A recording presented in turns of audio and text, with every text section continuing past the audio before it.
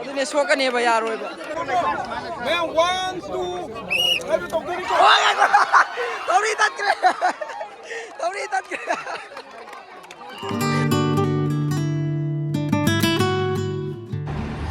Hello ma'am, hello guys, welcome back to my channel once again. Ngasise north-ne kariba yausanggi sports layibako adudo hafet yenguge football gumba inaw pari chathre ado aidi sida toroga chalani agi mera lal macha sida chatune lambi su yam phaje weather su nungai atia su phajana sengi ngasidi ko ado sida chatlage ado aina chatoi sina mahani bag tagi nebako mahani bag tagi nota na kap ne scooty da ado nusa thokpanina hojise khara bai tor challe ado chalase ma'am aduga mafam du yoraga ai ulake bye bye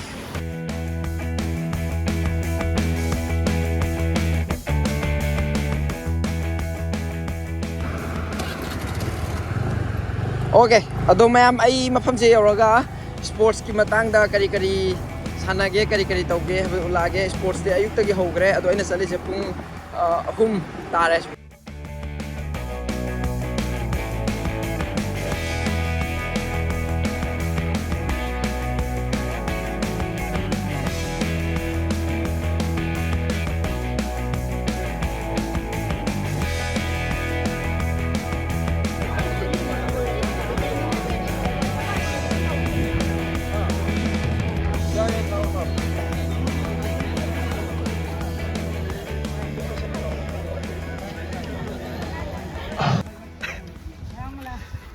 ꯑꯩꯈꯣꯏꯒꯤ MFC team ꯆꯥꯕꯗꯗꯤ ꯉꯥꯎꯖꯕ ꯇꯤꯝꯅꯤꯅ ꯇꯧꯔꯤꯁꯤ ꯌꯦꯡꯉꯨꯅꯦ ꯀꯩꯅꯣ ꯆꯥꯕ ꯍꯥꯟꯅ ꯅꯝꯒꯦꯁꯦ ꯑꯝꯇ ꯀꯩꯅꯣ ꯌꯦꯡꯃꯟꯗ꯭ꯔꯣ ꯑꯩ ꯂꯥꯛꯄ ꯌꯥꯎꯒ ꯁ꯭ꯄꯣꯔꯠ ꯅꯝꯃꯒ ꯁꯤꯗ ꯐꯪꯕ ꯄꯣꯠꯂꯣ ꯌꯨꯝꯗꯒꯤꯔꯣ ꯁꯤ ꯂꯩꯅꯦ ꯁꯤꯗ ꯌꯨꯝꯗꯒꯤ ꯑꯣ ꯁꯤ ꯂꯩꯔꯦ ꯁꯤꯗ ꯌꯣꯟꯕ ꯂꯨꯄꯥ ꯀꯌꯥ ꯄꯤꯔꯤꯅꯣ ꯁꯤꯕꯣ ꯎꯇꯤꯅꯦ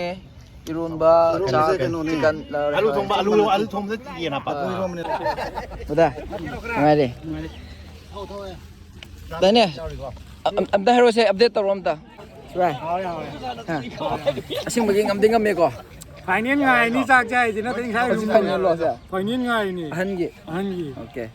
ꯑꯗꯣ ꯆꯍꯤꯁꯤꯗꯤ ꯑꯍꯟ 35 ꯌꯥꯎꯕ ꯌꯥꯏ 35 ꯌꯥꯎꯕ ꯌꯥꯏ ꯑꯩ ꯀꯨꯇꯤꯗꯣ 35 ꯍꯦꯜꯂꯦ ꯐꯥꯏꯅꯦꯜ ꯆꯥꯏꯁꯤꯔꯛꯄꯁꯦ ꯑꯣꯀꯦ ꯁꯤ ꯂꯩꯔꯦ ꯆꯥꯕ ꯊꯛꯄ ꯇꯧꯔꯤ ꯑꯗꯣ ꯃꯅꯨꯡꯒꯤ ꯅꯝꯃꯒ ꯑꯗꯨꯝ ꯎꯠꯂꯛꯀꯦ ꯃꯦꯝ ꯗꯤꯅꯦꯁ ꯌꯥꯎꯍꯜꯂꯨꯔꯥ ꯑꯩ ꯃꯌꯥꯝ ꯀꯤꯄꯔꯔꯣ ꯗꯥꯏꯅꯦ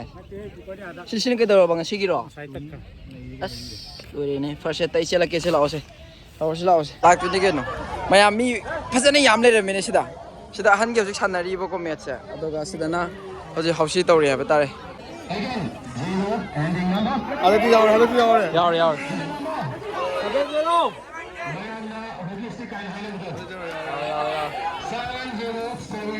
ꯑꯗꯨ ꯅꯪꯅ ꯀꯧꯕ ꯈꯨꯗꯤꯡꯒꯤ ꯂꯥꯛꯄꯩ ꯋꯥꯔꯤꯅꯤꯅꯦ ꯃꯥꯅꯦ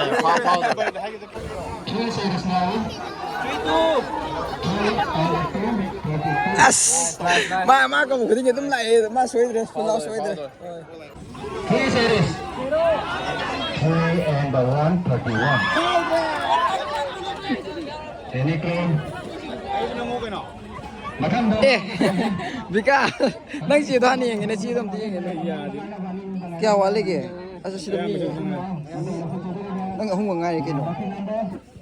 ꯅꯪꯅ ꯃꯥꯜꯂꯦ ꯅꯪꯒꯤꯅ ꯃꯥꯟꯗꯧ ꯃꯥꯜꯂꯦ 7ꯗ ꯗꯕꯜ ꯂꯩꯁꯤꯜꯂꯦ ꯌꯥꯗꯧ ꯃꯥꯜꯂꯦ Single number. 7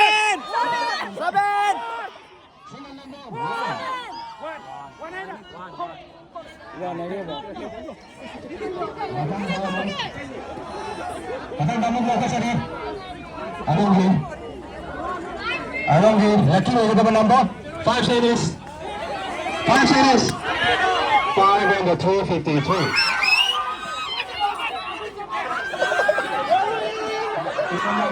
Power. 29 Correct. 35 correct. ꯗꯥꯎꯗ ꯑꯗꯨꯒ ꯀꯂꯔꯒꯁꯨ ꯄꯨꯔꯛꯏ ꯀꯂꯔ ꯄꯦꯟꯒꯁꯨ ꯄꯨꯔꯛꯏ ꯁꯛꯁꯤꯒ ꯌꯦꯡꯉꯣꯅꯦ ꯃꯁ UPSC ꯁꯥꯇ꯭ꯔꯅꯤꯅ ꯌꯥꯝ ꯅꯥꯟꯅ ꯇꯧꯖꯕꯗꯣ Now may segment survey. House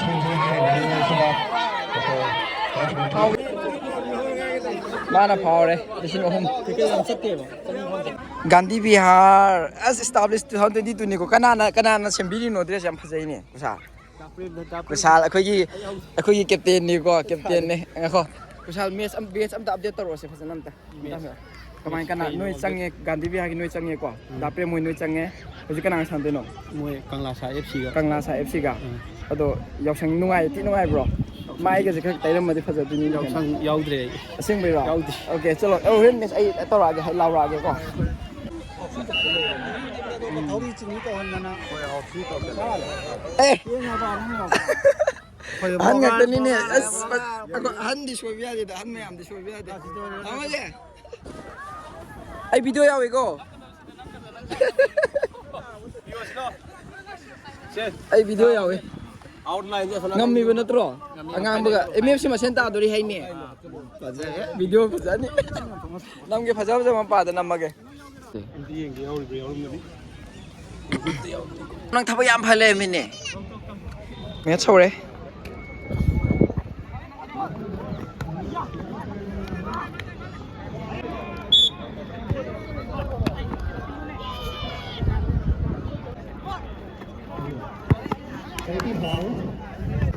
green से गांधी बिहार ने बको मोदी अदम अखोय के सदम साना मिने बा अदम मरमता कुसाल होय करी होय तरोगा गोल गोल मनुंगे शेप काउरी से गांधी बिहार ने काउरी से मैम यस नाइस अमु बसे का सानी एक से संग सिना स्पून रेस की को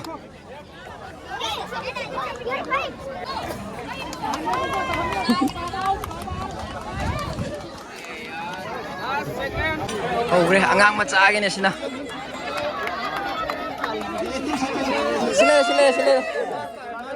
sila first layer angobudo angobudo first handakti nupa macha gi oibago aduge thori se khara lapthore phajana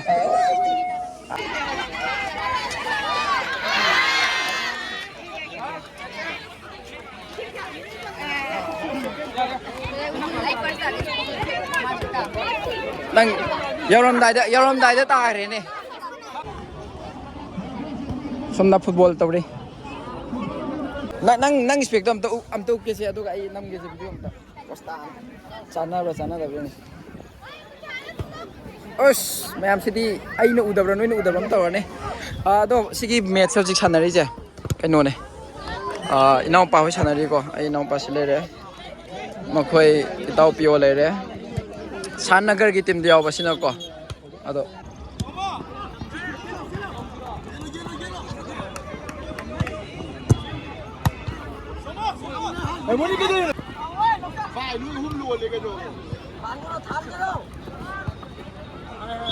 question गिनी कोई ताओ कन्ना गाओ को कन्ना डेंडा संगे सजे सेव तरो ओ संगे फरे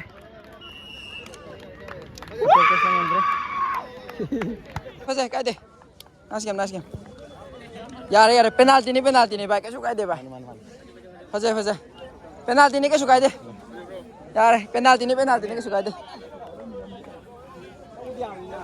हजिक से मैं मऊ गले साबी के तौदने को असी आई उलके से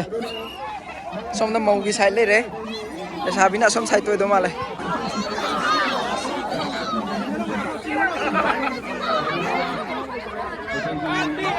सिना मऊ की टीम है बता रहे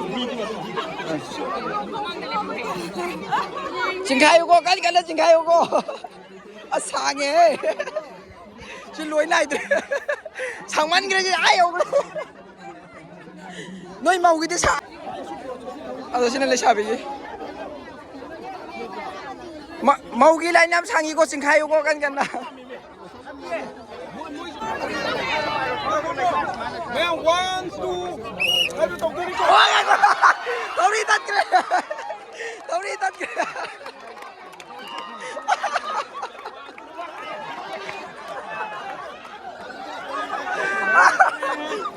तक तो करे लो रे अस अदो जो ट्रायल तो बने हां 1 2 3 ट्रायल तो ꯇꯧꯔꯦ ꯑꯗꯨ ꯊꯧꯔꯤꯗ ꯊꯛꯈ꯭ರೆ ꯌꯥꯔꯦ ꯄ꯭ꯔꯥꯏꯁ ꯌꯦꯟꯅꯔꯣ ꯄ꯭ꯔꯥꯏꯁ ꯌꯦꯟꯅꯈ꯭ꯔꯣ ꯊꯧꯔꯤ ꯇꯠꯈ꯭ꯔꯦ ꯍꯥꯏꯕꯗꯣ ꯑꯁ ꯌꯦꯜꯂꯦ ꯁꯝꯕ ꯌꯥꯔꯣꯏ ꯍꯥꯏꯕꯗ ꯃꯤ ꯃꯁꯤꯡ ꯈꯔ ꯈꯥꯏꯗꯣꯛꯑ ꯁꯥꯟꯅꯗ꯭ꯔꯗꯤ ꯌꯥꯔꯣꯏ ꯁꯝꯕꯗꯤ ꯑꯣꯏꯔꯣꯏ ꯊꯧꯔꯤꯁꯦ ꯈꯔ ꯇꯦꯜꯂꯦ ꯇꯠꯈ꯭ꯔꯕꯅꯤꯅꯀꯣ ꯑꯗꯨꯒꯤ ꯁꯨꯃꯥꯏꯅ ꯃꯌꯥꯏ ꯑꯣꯜꯂꯅꯤ ꯑꯗꯨꯒ ꯁꯥꯟꯅꯔꯅꯤ ꯃꯤ ꯈꯔ ꯍꯟꯊꯍꯜꯂꯒ ꯍꯥꯏꯕ ꯇꯥꯔꯦ ꯅꯪ ꯃꯃꯤꯡ ꯍꯥꯟꯅ ꯍꯥꯏꯌꯣ ꯑꯩ ꯃꯤꯡ ꯀꯧꯋꯦ ꯍꯥꯏꯌꯣ ꯃꯉꯣꯟꯗ ꯍꯥꯏꯌꯣ ꯑꯩ ꯃꯤꯡ ꯂꯥꯏꯖ ꯀꯧ ꯍꯥꯏꯌꯣ ꯅꯪꯒꯤ ꯑꯃꯨꯛ ꯍꯥꯏꯔꯣ ꯅꯪꯒꯤ ꯃꯤꯡ ꯑꯃꯨꯛ ꯍꯥꯏꯔꯣ ꯅꯪꯒꯤ ꯃꯤꯡ ꯍꯥꯏꯒꯔꯣ ꯑꯅꯤ ꯃꯌꯥ ꯆꯞ ꯃꯥꯟꯅꯩ ꯇꯤꯟ ꯆꯥꯕ ꯊꯧꯔꯤꯁꯦ ꯌꯥꯝ ꯐꯖꯅ ꯁꯝꯈ꯭ꯔꯦ ꯁꯤꯗ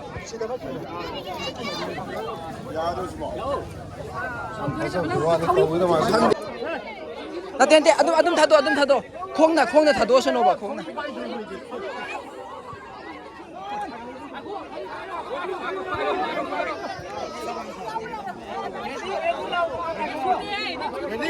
ꯔꯦꯐ꯭ꯔꯤꯗ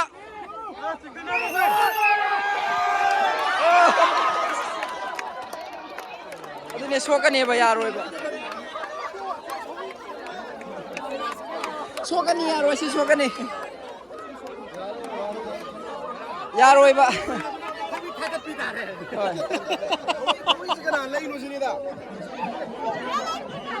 ꯁꯣꯛꯀꯅꯤ ꯁꯤꯗꯤ ꯕꯦꯔꯥ ꯇꯥꯅꯤ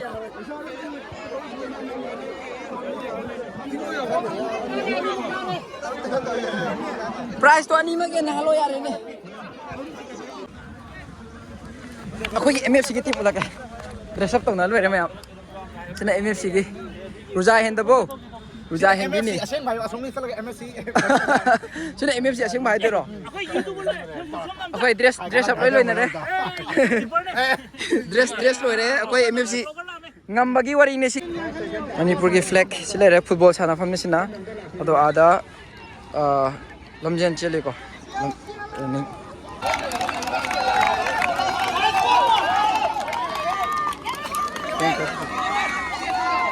चलो है विकास 800 राउंड ने हंदक लोरे हंदक लोरे को 800 है बता रहे हो सिगे 1 राउंड से 400 ने अदो सिगे लास्ट राउंड ने सिना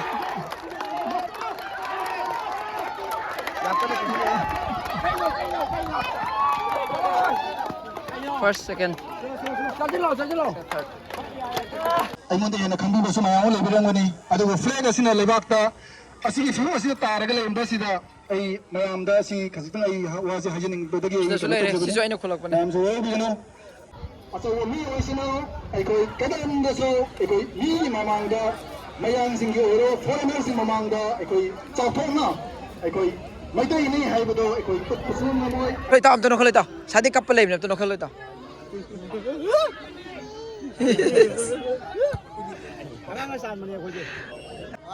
यारो हिदा का मिनी मोदी तो इदा पनबगा कपरे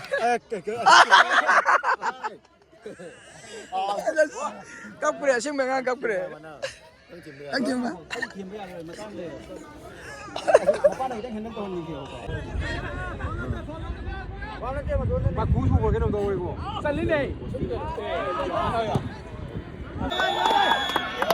लोरे गांधी बिहार ना मैं अकोई टीम ना मैं कुछ हाल टीम ना मैं गांधी बिहार को याओसंगी है बता रहे को 2025 याओसंग दिल्ली दा Gandhi Bihar ADS star Daniel Thagda first position, Christopher Oinan second position. So hello ma'am ngasigi yaosang 2025 ki Delhi da ko polo keno da polo ground institute da north side da ne ba ko ado smai tawre loisille habe tare prize pirani prize piraga loire event khedi loire aina nang hobi event khara sum hapam bane mayam aduna event sida yahudaba khotpa tawr sum yam oroba yate ado ga ngasigi yaosangi sport sumai na tawi mayam loina laaga phajana yaumine habe tare ko nungai na tawminare Manipur da irang ama mathok ta so Delhi da sumaina mayam punna leiraga nusinai habado aduni mayam aina uningi se mayam dhani se ꯑꯗꯣ ꯁꯤꯗ ꯃꯌꯥꯝ prize ꯌꯦꯟꯅꯔ ꯂꯩꯔꯦ ꯃꯝꯁꯤꯜꯂꯛꯑꯦ ꯑꯉꯥꯡꯒꯤ 100 metre ꯔꯦꯁꯀꯤ spoon ꯔꯦꯁꯀꯤ prize ꯄꯤꯕ ꯈꯣꯠꯄ ꯇꯧꯔꯤ ꯑꯗꯨꯒ ꯒꯥꯟꯙꯤ ꯕꯤꯍꯥꯔꯒꯤꯁꯦ ꯃꯣꯏ ꯐꯥꯏꯅꯦꯜ ꯂꯧꯈꯤꯕꯒꯤ ꯃꯈꯣꯏꯒꯤꯁꯨ ꯄ꯭ꯔꯥꯏꯖ ꯉꯥꯏꯔ ꯂꯩꯔꯦꯀꯣ ꯑꯗꯒꯤ ꯑꯍꯟꯒꯤꯁꯨ ꯇꯧꯏ ꯑꯍꯟꯒꯤꯁꯨ ꯁꯦꯅꯤꯌꯔꯒꯤ 35+ ꯍꯥꯏꯕ ꯇꯥꯔꯦ ꯃꯣꯏꯒꯤ ꯇꯧꯋꯤꯁꯤꯅ ꯌꯨꯠ ꯍꯥꯏꯕ ꯇꯥꯔꯦ ꯑꯉꯥꯡꯈꯩꯒꯤ ꯑꯩꯈꯣꯏ ꯕꯦꯁ ꯍꯥꯏꯕ ꯇꯥꯔꯦꯀꯣ ꯁꯤꯒꯤꯅꯦ ꯑꯗꯨꯒ ꯑꯩꯕꯨꯗꯤ ꯀꯩꯝ ꯌꯥꯎꯗ꯭ꯔꯦ ꯚꯤꯗꯤꯑꯣꯗ ꯑꯣꯏꯅ ꯂꯩꯔꯦꯕ ꯉꯁꯤꯒꯤꯗꯤꯀꯣ ꯑꯗꯣ ꯁꯣ ꯕꯥꯏ ꯕꯥꯏ ꯏꯃꯥ ꯂꯩꯕꯥꯛꯅꯤ ꯐꯔꯦ ꯍꯥꯏꯕ ꯇꯥꯔꯦ ꯑꯗꯨꯒ ꯃꯅꯤꯡꯗ ꯃꯌꯥꯝ ꯄ꯭ꯔꯥꯏꯖ ꯂꯥꯡ ꯄꯤꯅꯔꯤ ꯑꯗꯨꯒ ꯑꯩ ꯑꯔꯣꯏꯕꯗ ꯚꯤꯗꯤꯑꯣ ꯄ꯭ꯔꯥꯏꯖ ꯊꯥꯡꯒꯠꯄꯒꯤ ꯈꯣꯠꯄꯒꯤ ꯈꯔ ꯍꯥꯞꯄꯝꯃꯒꯦ ꯀꯔꯤꯅꯣ ꯇꯧꯔꯤꯁꯤꯅ ꯄ꯭ꯔꯥꯏꯖꯇꯣ ꯔꯦꯐ꯭ꯔꯤꯗ ꯍꯥꯏꯔꯦ ꯑꯗꯨꯝ ꯂꯦꯞꯄꯝꯃꯤ ꯂꯩꯕꯥꯛ ꯍꯋꯥꯏ ꯌꯣꯟꯕꯗ ꯍꯥꯏꯔꯦ ꯑꯗꯨꯝ ꯂꯩꯔꯝꯃꯤ ꯗꯥ ꯁꯨꯔꯦꯁ ꯃꯨꯛ ꯀꯣ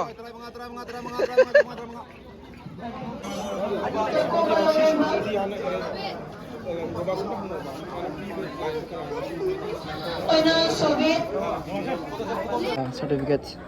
ꯁꯨꯃꯥꯏꯅ ꯂꯩ DMCCꯒꯤꯀꯣ ꯃꯌꯥꯝ ꯁꯣꯝꯗ ꯑꯩꯈꯣꯏꯒꯤ ꯐꯨꯗ ꯁ꯭ꯇꯣꯜ ꯂꯩ ꯃꯅꯤꯄꯨꯔꯒꯤ ꯍꯥꯏꯕ ꯇꯥꯔꯦꯀꯣ ꯉꯁꯥꯏ ꯑꯩꯅ ꯎꯠꯈꯤꯕꯗꯣ ꯕꯣꯔꯥ ꯁꯤꯡꯖꯨ ꯀꯥꯡꯉꯧ ꯃꯌꯥꯝꯗꯣ ꯑꯗꯣ ꯁꯣꯝꯗ ꯏꯚꯦꯟ ꯇꯧꯔꯤ ꯅꯨꯡꯗꯥꯡ ꯇꯥꯔꯛꯑꯦ ꯍꯧꯖꯤꯛꯇꯤꯀꯣ ꯁꯤ ꯂꯩꯔꯦ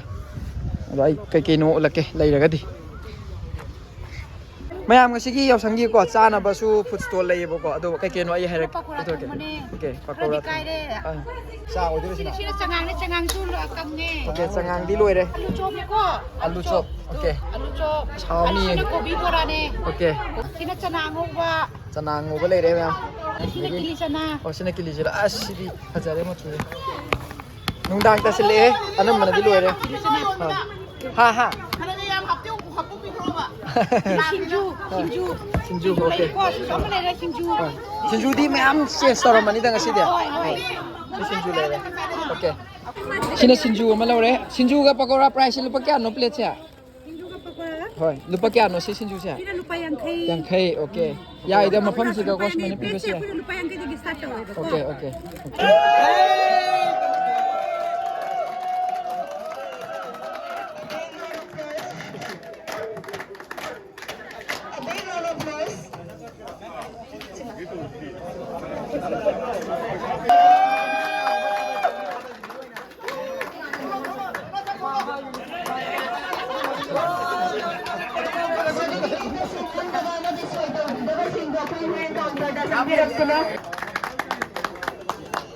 ꯃꯥꯔꯥꯊꯟꯒꯤ price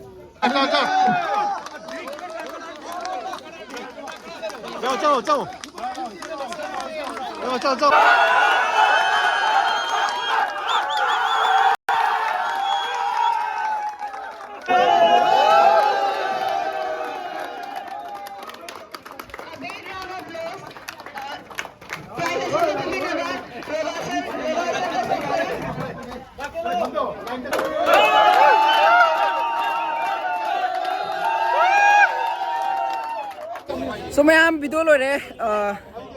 hojikse video loire photo gumba kapnaba khotnaba tomnari ko MFC gi silere adoga Gandhi Bihar GFC silere ko moi medal ga tora prize kapnari aduna loisile mayam agi video sida blog sing asigi ko video se nungai rangani thajai mathangi video da muk thengnar se mayam so thank you so much bye bye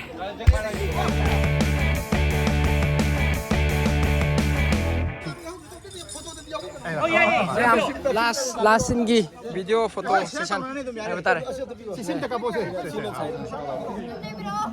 Yes, yes. MFC ne yafare.